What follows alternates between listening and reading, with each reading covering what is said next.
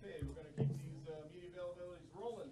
Let's go ahead and welcome Austin Dillon, driver of the number 3 Dow Supercat Chevrolet. Austin Dillon is the 2018 Daytona 500 winner. Austin, how's your car today, and what's your outlook coming into to this weekend? Well, right now it's pretty good, and hopefully later on it will be good. Yeah, you know, that was a wild wreck on the backstretch, and luckily we were a little late getting out there, and that kind of worked into our advantage, not getting in that. I hate that for those guys. That stinks. I never figured out what happened. Was it a right rear tire or left rear tire? Yeah. So unfortunate thing is he left the ground. You know, I think that was something we were trying to solve. So that's kind of unfortunate, but that's probably the fastest part of the track there on the backstretch. Everything's flat, and you know, carrying that much speed to get hit there, it's hard to keep the car on the ground going that fast and where it's at.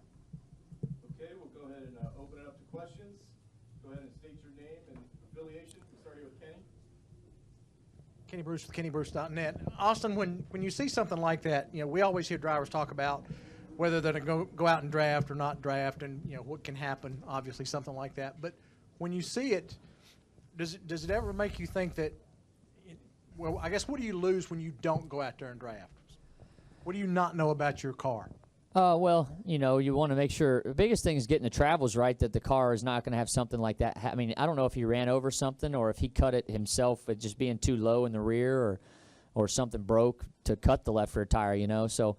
For us, you know, getting in the draft to get it to travel to max travel is pretty important to run the speeds that we're going to run at the race.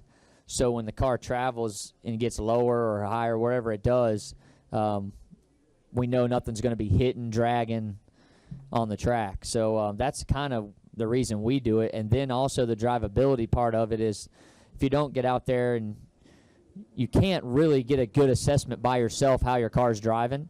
Qualifying trim doesn't really do that because you change stuff going into the race, whether it be air pressure and whatnot, what you can change.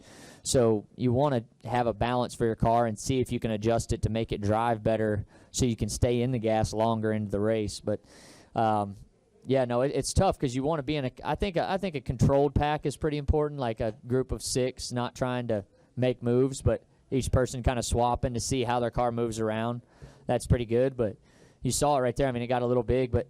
Truthfully, that pack, my spotter had just told me, he said, this pack's looks fine, no one's moving around, no one's doing anything crazy, and then the backstretch happened. I mean, it's nothing you can do about a left rear tire. That's the tough part. You just lose a car on something that's nothing that you had to do with it, and then other guys get lost cars too because you're just packed in there. So it's part of super speedways racing, man.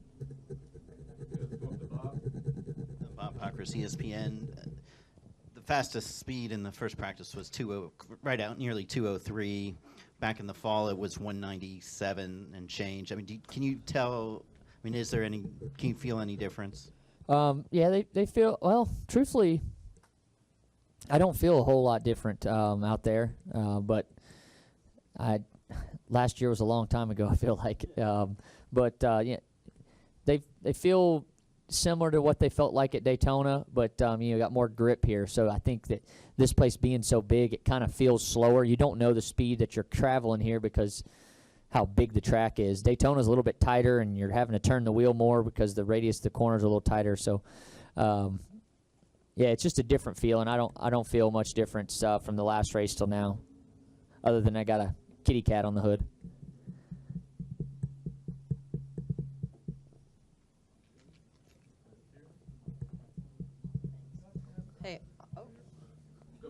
Okay. Hey, Austin.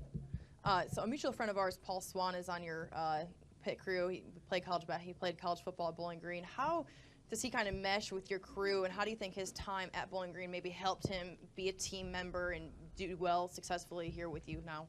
Well, he definitely took some partying techniques from Bowling Green. You know, he does pretty good on partying, but no, he's my buddy. You know, he actually he's getting ready to marry my wife's best friend, and you know, we have a really good relationship, and it's cool. Him, Paul, and Darrell both. I watched them start in the pretty much gluing up lug nuts. No clue about racing, and their athletic ability allowed them to move through the pit crew very fast and get to the 3 team from trucks to Xfinity and kind of move up through that process faster than most people would these days. And it's just a testament to the athletes that we have today out here. And I love to showcase my guys. I took them to Fort Bragg this past week, or yesterday we were there, and had the whole team there. And we got 3 college athletes and then 2 other guys that are very athletic also, that change tires and have been doing it a long time. So it's cool meshing in the group that we have with experience and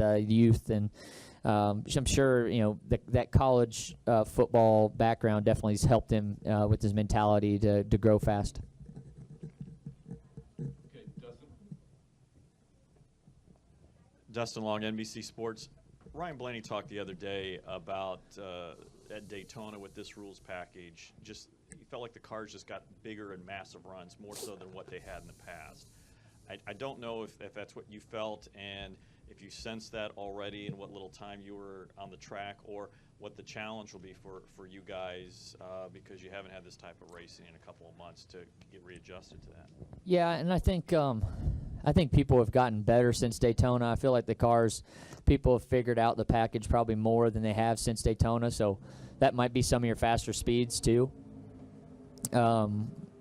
The runs, the packs never got big enough today to really feel the runs. I had one run, and pretty cool. It was from the 31 and the 43 down the backstretch, and seemed to push me pretty far out in front of the group. So I think there'll be some big runs come Sunday. I think it'll be another one of those races where what you decide to do. Do you decide to be aggressive and race, or do you make it to the end? And you know, strategy will play a big part of it. But I think there'll be quite a few cars that'll swap for the lead. It seems like there's a wide variety of fast cars. You know, I saw the 18 and 11; they looked pretty good. 48 looked fast. There's a lot of different guys that seem to have speed. The 43 had some speed too, so there'll be some guys there come Sunday swapping for it for sure. Any more questions? Okay, thank you, Austin. Thank you, guys.